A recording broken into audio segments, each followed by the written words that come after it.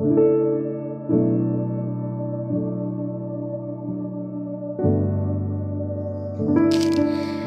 adlaw mga kaigsunan, karon nga takna gusto ko ipaambit ang usa ka importante kaayo nga mensahe bahin sa balaang kasulatan o ang pulong sa Dios.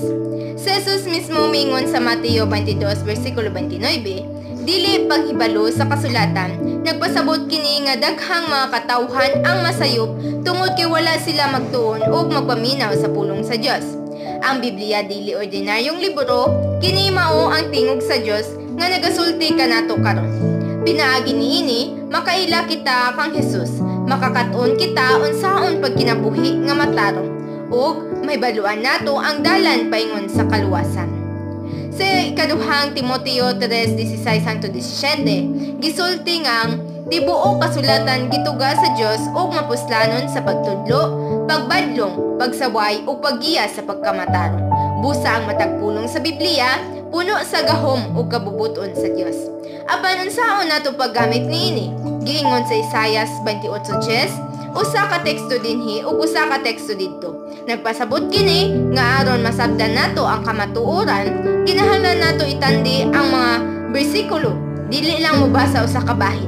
Ang Biblia nagasaysay sa kaugalingon. Kung magtuon ta sa pulong sa Dios, matag adlaw atong makita nga kini nagahatag og kahayag kung ngitngit ang aton dalan.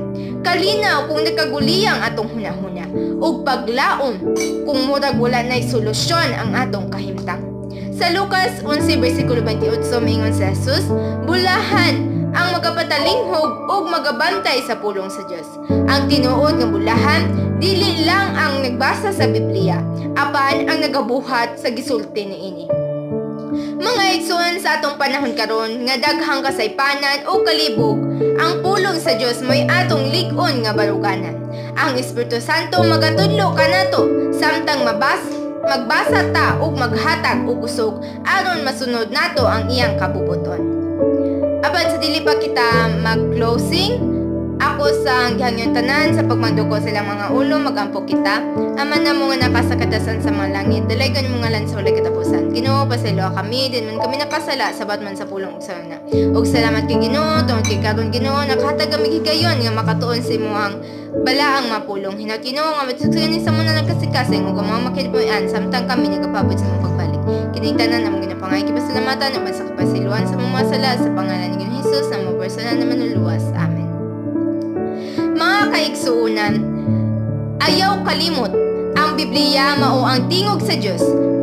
Basa kini matag adlaw. Pamalandungi ug ipuhi sa imong kinabuhi, kay ang pulong sa Dios magapadayon hangtod sa kahangturan.